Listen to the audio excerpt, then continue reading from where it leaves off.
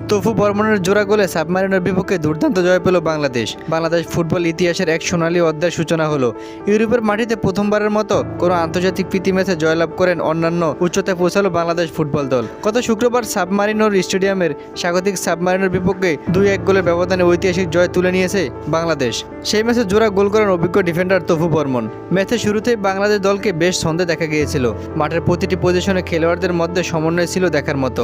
ম্যাচের 19তম মিনিটে শেখ মোরসালিনের নেওয়া একটি নিখুঁত কর্নার কিক থেকে বক্সে লাফিয়ে উঠে হেডে বল জালে জড়ান তফু বর্মন। 1-0 ব্যবধানে এগিয়ে যায় বাংলাদেশ। যদিও 71তম মিনিটে সান মারিনোর স্ট্রাইকার নিকোলাস গিয়োকোপেত্তি একটি গোল করে শোধ করে সমতায় ফেরান। দ্বিতীয় অর্ধ জুড়ে উভয় দলই গোলের জন্য মরিয়া হয়ে ওঠে। তবে ম্যাচের ভাগ্য নির্ধারণী মুহূর্ত আসে 86তম মিনিটে। হামজা চৌধুরীর বুদ্ধিদীপ্ত ফ্রি কিক থেকে আসা বল বিশ্বনাথ ঘোষের গায়ে লেগে তফু বর্মনের কাঁধে পৌঁছালে তিনি তা দারুণভাবে লক্ষ্যভেদ করে গোল করেন।